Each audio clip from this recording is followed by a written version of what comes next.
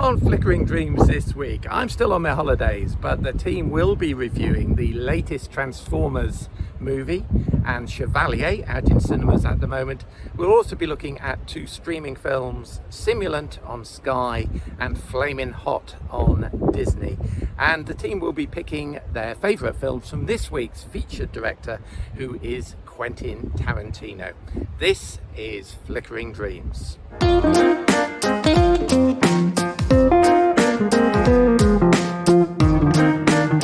Okay, so we're back with another edition of Flickering Dreams. This is episode 19, and I'm joined here in our virtual studio by Emma Sewell, who is Emma at the Movies on Twitter, and also the Reverend Andy Godfrey, who does film reviews for Sorted Magazine. The latest issue, I think, is just out, and also Konnect Radio as well, including a few other radio stations.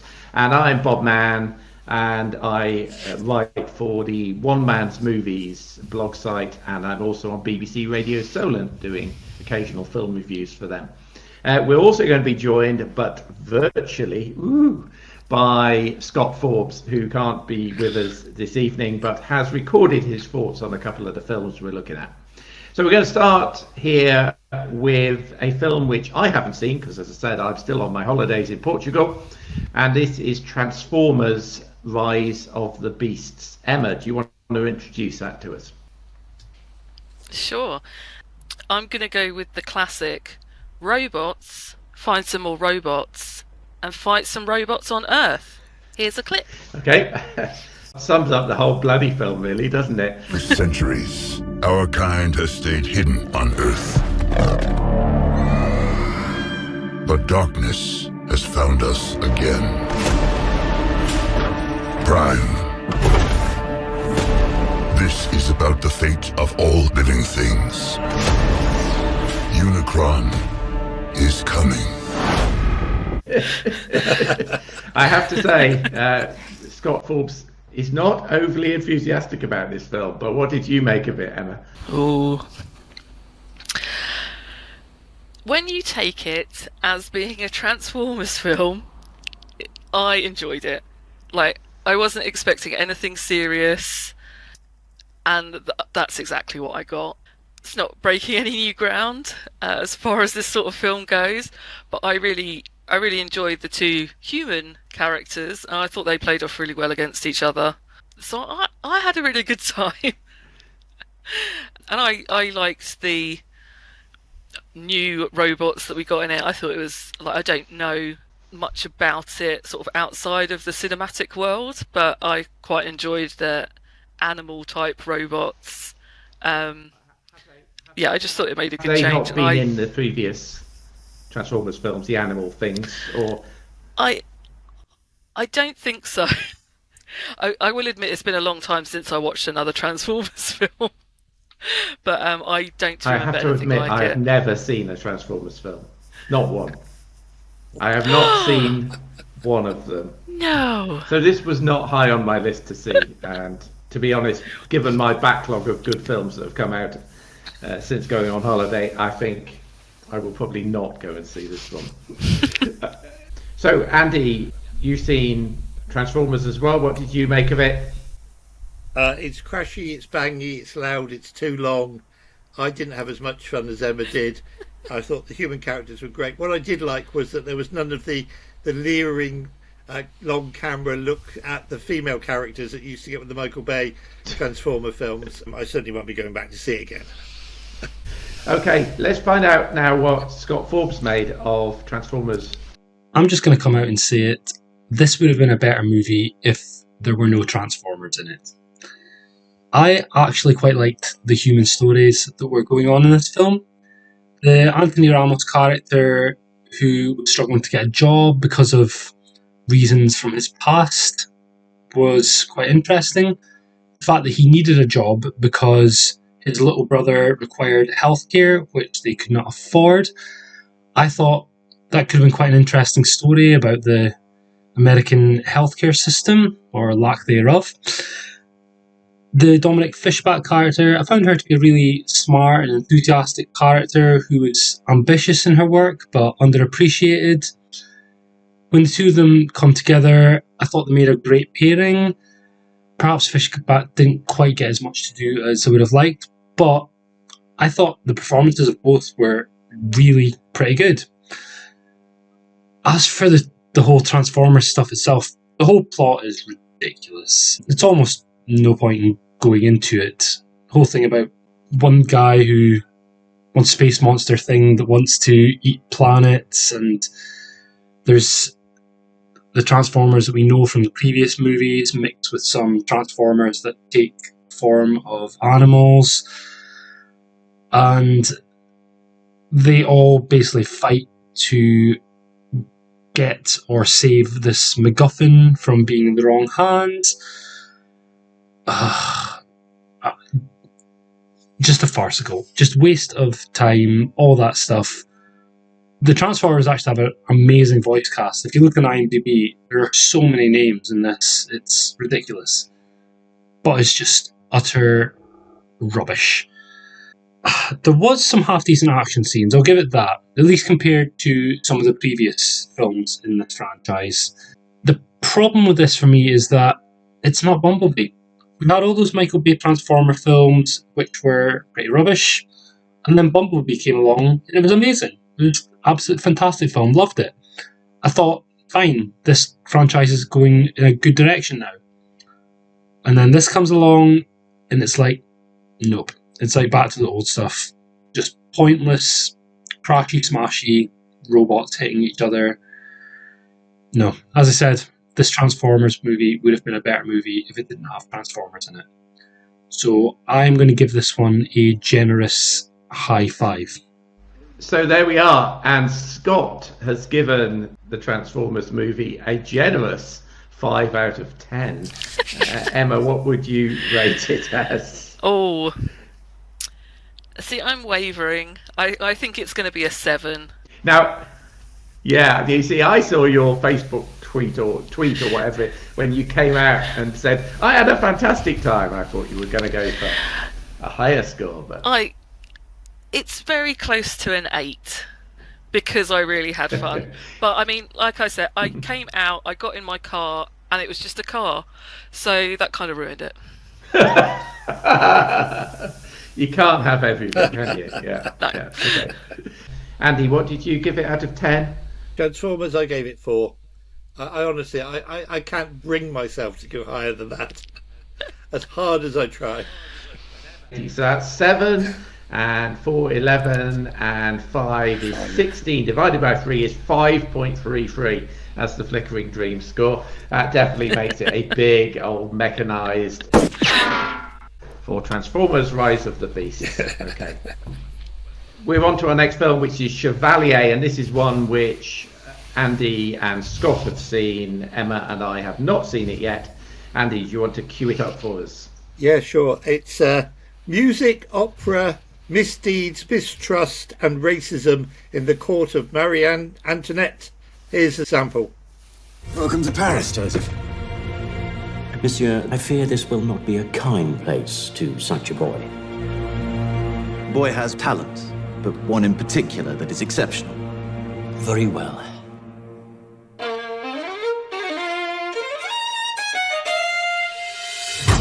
This isn't set around Amadeus type Mozart thing, is it? It certainly is. In fact, the first person we see on screen is no other than Wolfgang Amadeus Mozart. I have to say I love this film. It's a true story. Our central character is a guy called Joseph Boulogne, and he was the son of a wealthy landowner in France, but his mum was a slave. So he's mixed heritage, he's mixed race, which is why I mentioned there's racism here in this film to be dealt with. His father drops him off one day when he's a young boy at a school in Paris where he learns to play the violin. He excels at playing the violin. And in that very first scene in the film, we see him interrupting one of Mozart's concerts and saying, how about a violin off? I reckon I could do better than you, Mr. Mozart. And Mozart is quite peeved when that actually proves to be the case. because they play a piece of Mozart's own music, and Joseph is actually playing it better than Mozart's playing it. And it's just a brilliant opening to the film. And then we sort of cut back to when Joseph was a boy, and we see him being dropped off at the school. He excelled in fencing, and he quickly rose through polite society, as it were, in Paris, and very quickly actually found himself in the court of Queen Marie-Antoinette, and became a favourite of hers. She offered him the job of running the Paris Opera, which was the highest, most pristine job you could wish for in Paris in those days. But somebody else came in and wanted the job as well, so there was a bit of competition going on. And eventually Joseph was rejected for this job, even though he was more than qualified for it, simply because he's black. And one of the reasons why this story has been overlooked and not told before, perhaps, is because a lot of the music that he composed, and that's a lot of it's in this film, he was black, and he got buried, and the story's never been told. And the sense of you get a racism in the court is really quite telling, and it's quite moving, and it's quite disturbing. And eventually Joseph joined the revolution against the Queen, who we know had her head lopped off eventually, and he joined the revolution. But the upper class in Paris, the elite, buried his work. They buried all this wonderful music he'd been composing, because he was a black man, and he was supporting the students and others who were revolting against the royalty. It's a really good film, really well acted. Kevin Harrison Jr. plays Joseph. Samara Weaving, plays a lady that he falls in love with. The problem is she's married to somebody else. In fact, she's married to his rival for the job of the Paris Opera. Lucy Boynton is fantastic as the Queen. You just want to boo every time she comes on. I mean, you really do. The line is in the film, "Let there be cake," the famous line. But you just want to boo every time she comes on. So I thought this was a wonderful costume drama, telling a true story that I didn't know, but a story that's worth knowing, because Joseph Boynton was clearly a genius particularly when it came to music and composing music and playing music, and yet his story got buried. And even now, apparently, we're still unearthing stuff that he composed all this time later. So it's a remarkable story. I thought it was a really, really good, for best costume drama that I've seen in a really, really long time, and I found it captivating. Great. Wonderful. How much out of 10 from you? And then we'll hear what Scott thinks. I'm gonna give it an 8. I'm bordering on a 9. Let's go for it. I'm going to give it a 9. I enjoyed it so much. Give it a 9. Okay, that's great. So that's what Andy made of Chevalier. Let's now find out what Scott Forbes made of the film. Here he is. Hi guys. So when it comes to Chevalier, this was actually one of the films that I had named in my top 10 most anticipated films of 2023, and I have to say that it delivered. This film, it's like a mix of Les Miserables, Phantom of the Opera, and 8 Mile all combined. It stars Kevin Harrison Jr., a great young actor, should be a household name in my opinion, as the titular Chevalier, and it's set in the time just before the French Revolution. And this film, it's a drama, but there's quite a lot of comedy and pathos also mixed into it. From a crafts point of view, it's one of the best films of the year and should be up for awards come awards season. Just in terms of the costumes, the hair and makeup, cinematography, production design, sound design, the music in it is stunning as well. I think this is a very well directed film, and also the editing is fantastic. The film has an interesting lead character in that he's not always likeable. He's quite an arrogant character. He is very ambitious to a fault. He basically has been brought up in a situation where he was the son of a slave and a rich owner, and he was put to boarding school, and essentially he's grown up to be very talented in terms of violin. He's a great fencer. He speaks many languages. He's an amazing composer. All sorts of talents. And basically, what's come has been fortune and fame, and with that, a sense of entitlement to some extent. However, on the flip side of that, because he is of mixed race, there is always that ceiling that for some people he will never get to break through, no matter how talented it is, and even with the friends that he has in high places, they won't let him break through that barrier. For me, this film was everything I wanted it to be. It had that historical epicness, but it felt like that biopic that I didn't know what I was going to get. I didn't actually realise before going into this film that it was based on a true story. So when I came away from this, it's one of those films that makes you want to look up to find more information. I could watch this again very easily. For me, it is the best film that I've seen post-Oscars, and for the first time since this year's Oscar ceremony, I am going to give Chevalier a 10 out of 10 rating. So there we are with Scott giving Chevalier the maximum 10 out of 10. Ooh. He absolutely loved it. So that's a 10 and a 9 for Chevalier, making a Flickering Dreams score, I think probably the highest we've had, of 9.5, making it a absolute cast iron. Very good. Right, we're going to move on to a film now which I've seen. Hurrah! Even though I've been on holiday. And this is one which is currently streaming on Sky, so on Sky Cinema or Now TV in the UK. And it's a film called Simulant.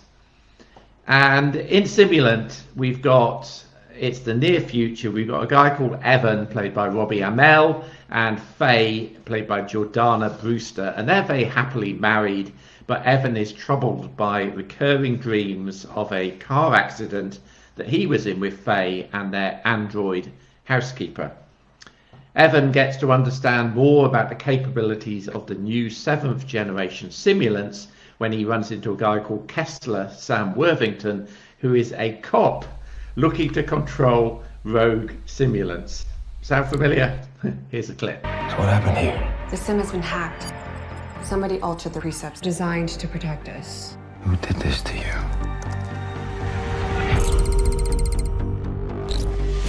Trust me, been helping people like you for a long time. How many people like me? Lots. It's about to be a lot more. Right, so Emma, you've seen this film. What did you make of it? It's quite an enjoyable film for what it is. But it is very much like a lot of things. I mean, I was watching it and instantly my mind went to, was it the Channel 4 series Humans? Yes. It very much reminded me of that, which isn't necessarily a bad thing, but it just didn't feel new. And I think they were trying to be really clever by, revealing the twist, but it's really obvious when you watch the film what is going to happen. I really enjoyed the ending because I thought in my head, I was like, this film would be really good if it ended like this, but they're never going to do that. And they did, so I really appreciated that. Well, we don't do spoilers on this show, but I'm not sure which twist you're talking about as being obvious and which one is the one which not. So we can't really talk about that because there are a few interesting little twists in this. Yes, yeah. Which some of which are spoiled, I have to say, by the trailer. So if you want to watch this film, do not watch the trailer first, because the trailer really does give away some spoilers of it. I watched it afterwards, the trailer. So. Yes, that's good. So I quite liked some of the twists that got thrown in, even though I did see the finale coming early in the film, I have to say. But I think I'm very much like you, that this is very, very much like a lot of films, particularly Blade Runner. I mean, I think I'm right in saying that the androids are called simulants in Blade Runner. I think that's where Simulant came from. They're called replicants, Bob. Oh, replicants. Yes, replicants. Yeah. Yes, you're right. Okay, so I'm incorrect in that. But it did rip off Blade Runner terribly, including an opening action scene, which is very, very similar to the one where Harrison Ford is pursuing somebody through the streets. Also, Ex Machina, I thought it ripped off to a degree as well. And that was the big problem for me with this film, that, like you say, it's watchable, but it always felt like somebody had repainted the Mona Lisa and not quite got the smile right. That there wasn't enough budget thrown at it in order to make it really something special. It always seemed to be trying to catch up to those classic films it was trying to emulate. It doesn't help that those two films I mentioned are kind of very high on my list of top 20 films of all time as well. Yeah, but I thought there were some nice ideas. What did you make of the effects? There's a question. I didn't notice them, which generally I would say means they were just fine. Yeah. Like nothing stuck out to me as being either really bad or amazing. Right. So, yeah. And I think that comes down to the budget again. But I thought they used their special effects budget fairly well in terms of what they did. I very much like the fact that clearly something that the Blade Runner people didn't cotton on to, that if you're trying to catch a replicant, then you can fire an EM pulse and all of the humans in an area are fine, and all of the replicants suddenly go into freeze mode. And would have been a very short film. Yeah, and that was quite nice that they did that and so on. And I thought it was nice it was directed by a woman, April Mullen, because you don't get many sci-fi films directed by a woman, and I thought it was a nice pace in terms of the way the film clicked along. In terms of negatives for me, it was a little bit predictable in terms of where it was going to go. It also seemed low on budget. Like, there's this guy Kessler on his own. I mean, given what's happening in the film as to the potential danger and so on as what's going on in the film, which is very topical, I have to say. You can't get a better topical film at the moment with all this discussion about control of AI and so on than this film. But given all that this stuff is going in, why is this one cop on his own? He doesn't even have a partner, right? Seems to have all of the responsibility for fixing the world's problems. It's completely bonkers. And I also found the lead, Robbie Amell. I don't know where he's come from actually. I think he's been in a few TV series in Canada, but I didn't think he had the charisma, I'm afraid, to carry the lead role. Sorry, Mr. Amell, if you're watching this, that must be horrible. But I just didn't think he had that material to play in that sort of league. But there you go. I gave this one a 6 out of 10 because I thought it was watchable, but if I wanted to watch it again, I'd either watch Blade Runner or Ex Machina. Emma? Yeah, same for me. 6. 6, okay, 6 and a 6. That gives it a Flickering Dreams score of 6.0, nice and easy.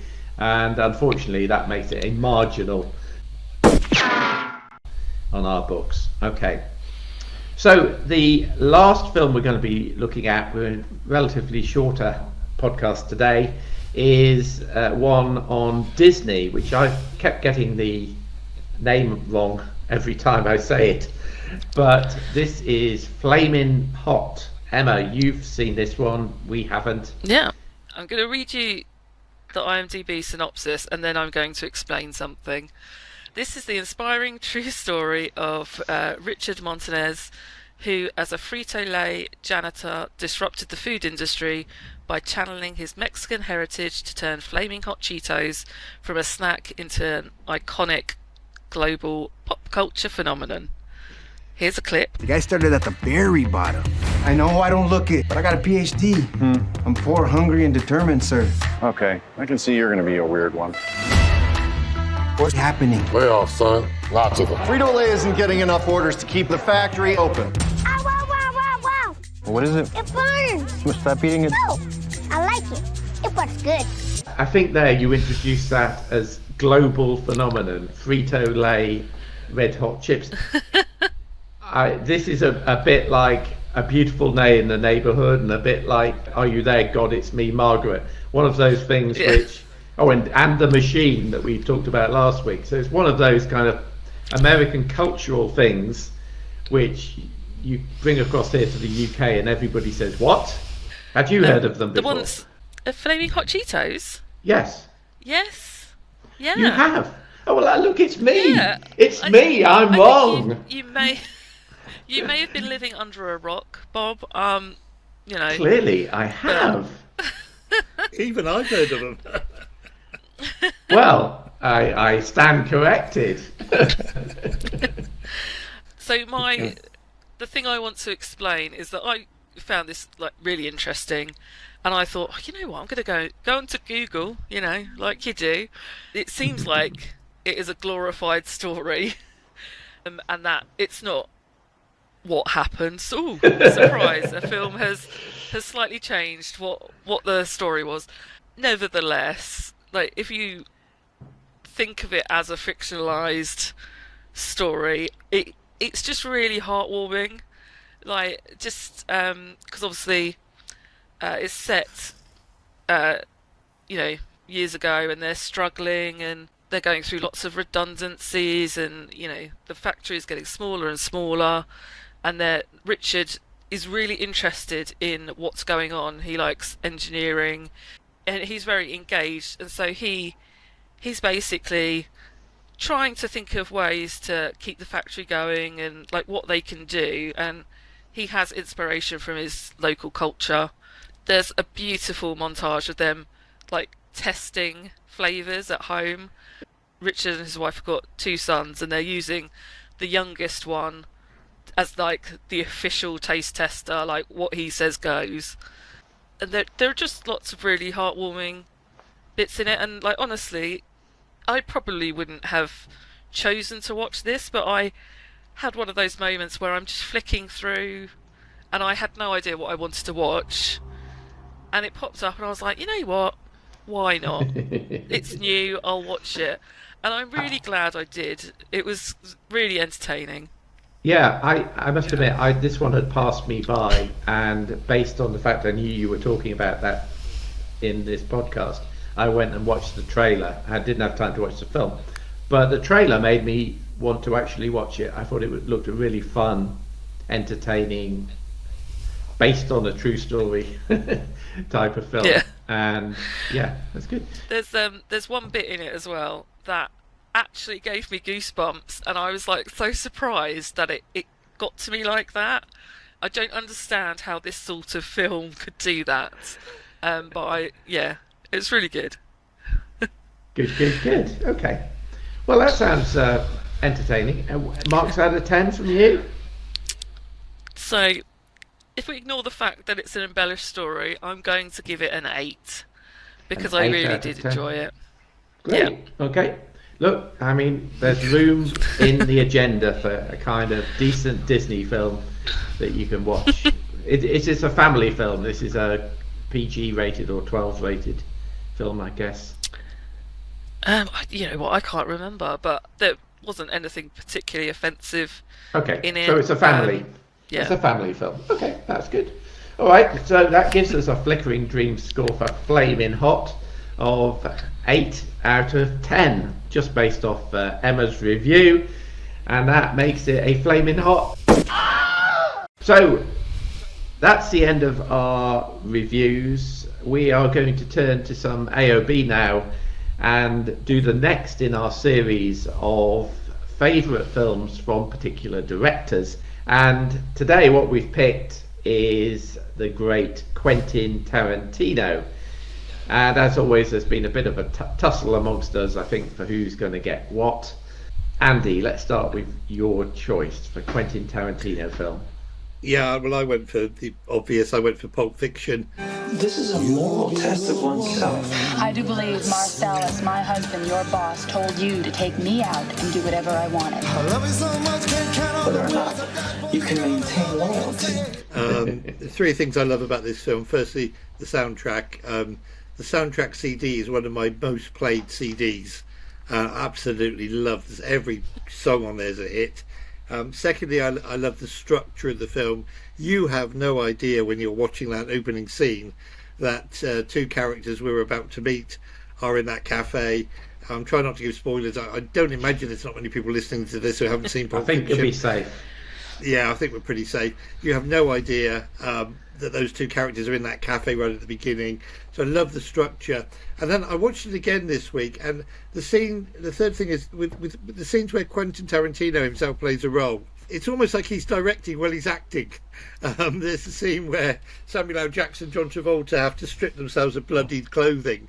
And Tarantino is stood there with his finger pointed out and talking to them and in character, but it's almost like he's directing as well at the same time. I just found that rather amusing to think this guy's acting, but he's telling what these guys want to do at the same time. So I think the soundtrack is terrific. The structure is great. I still don't have a clue what's in that case. And to be honest, I don't really want to know because I just think that would spoil it for everyone. So it's just and obviously being a Rev, the biblical quotations and the way in which Samuel L. Jackson talks about God intervening and saving their lives when they should be stone cold dead. I just found that choice of Ezekiel chapter 25 riveting, and I did go back and look it up again, and it's a great passage. So yeah, that's why I like Pulp Fiction. Yeah, it's a good choice. It's certainly a film that has some really clever and shocking twists, isn't it? Yeah, it's one of those films you can watch again and again because you do want to know what's in the case. At the same time, you don't. And just to watch the structure, the very clever structure of the way the story is told, or the Bruce Willis character, you think, well, what on earth has this got to do with anything? But and how nice to see Bruce on screen again, given what we know has happened to him in recent days and the illness that he's suffering from. So yes. I just think it's great, and as I say, the soundtrack is one of my most played soundtracks. Good stuff. Okay, so that's a classic for Andy. Emma, what did you go for? So mine was a toss-up between two that I would say are not high up the list of people's top films. In the end, I plumped for Death Proof. Do I frighten you? Is it my scar? It's your car. I would love to say there are sensible reasons why I like this film. But I like to de-stress with violent action movies.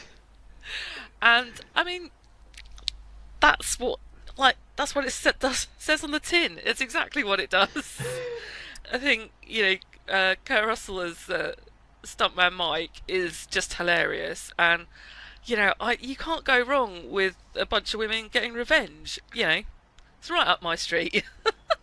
I love it for no sensible reason other than that.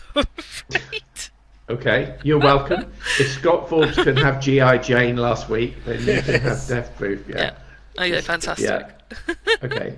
So Scott can't be with us today. He picked Django Unchained. What's your name? Django. Then you're exactly the one I'm looking for. Hey, no sale. Oh, very well. The fact Scott's not on here tonight allowed me to basically pick up Django Unchained if I'd wanted to as mine. But I've chosen to go for a different film from Quentin Tarantino. I actually picked Once Upon a Time in Hollywood, which might be quite controversial. I can see it is, remember. What's the matter, partner? It's official, old buddy. I'm a has-been. Here I am, flat on my ass. And who I got living next door to me? I'm Sharon Tate. I'm in the movie. You're in this? That's me. I play Miss Carlson, the klutz. Now, I have to admit, I have a bit of a love-hate relationship with Tarantino's films. I tend to find them overly violent, and sometimes I think as a director he seems to revel in the violence too much for its own sake. And a scene that I remember watching, The Hateful Eight, which I thought was quite a good western, there's a scene where somebody gets their face blown off I mean, and really gets their face blown off, which I know has been an effect that's been used in other TV series like Westworld and so on since then. But I just didn't like. I don't like that level of visceral violence unless it's really a key part of the story. Tarantino, I think he's very clever in what he does, but I can't really name myself as being an absolutely massive Tarantino fan, I have to say. Once Upon a Time in Hollywood, I thought was a proper old-fashioned film for most of its running length. I thought DiCaprio and Brad Pitt, they just oozed old film star charisma. They were like Cary Grant, James Stewart, etc.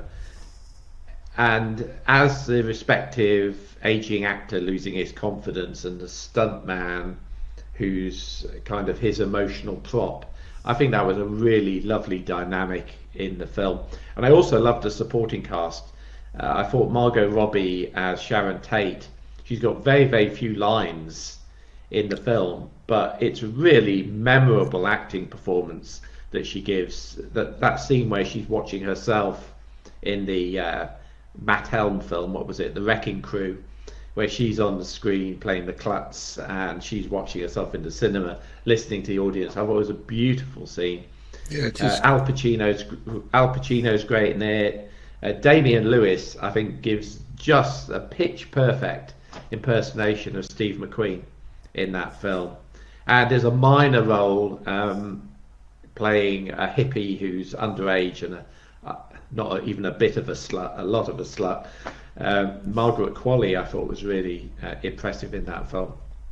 So lots of really good performances, and I actually like the fact that the violence, until the final 10 minutes or so, was moderately toned down.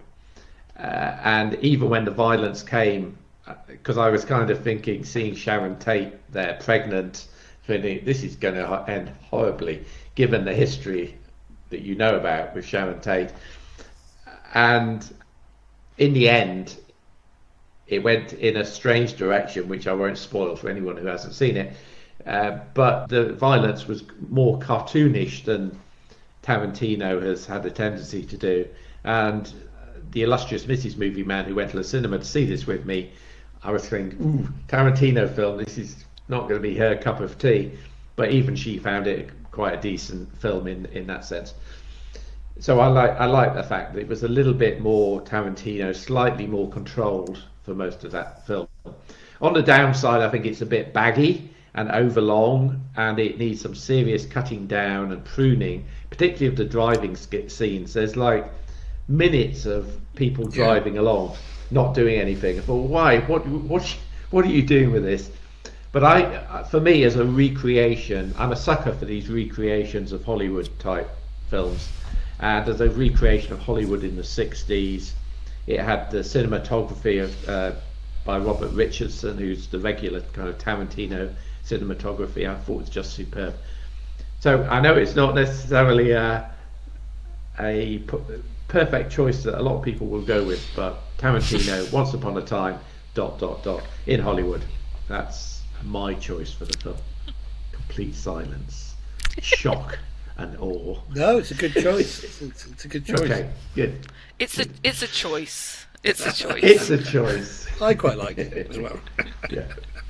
Next week, the director we're going to feature is the great Robert Zemeckis. And if you thought Robert Zemeckis only did the one famous film, you'd be wrong, because he's done lots of really great films. And we will be delving into some of those next week. Okay, so do we have any other business this week? I'm sure we'll talk about it next week, but I saw The Flash today, and just to say, if anybody's going to see it, and there is an end credit scene. Oh, so thank you. Just heads up on that. What, mid-credits or no, right it's at right the at end? the very end. There's no mid-credit scene. It's right at the very end. Okay, there you go. So Okay, you can get to appreciate all of those A to Z lists of animators and special effects people to sit through. Yeah, okay. Yeah, the score's good. Right, though, that's so. good. Yeah, right. So we'll definitely talk about The Flash next week, when I will be back in the UK and running on all cylinders.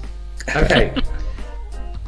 Thank you very much, Andy and Emma, and remotely to Scott. That's been our Flickering Dreams show this week, and we will see you for episode 20 next week at the same sort of time. Okay, thanks very much, guys. Thank you.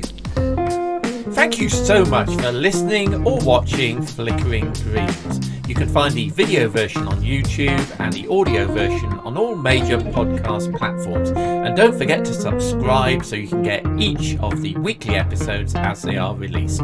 We'll see you at the movies.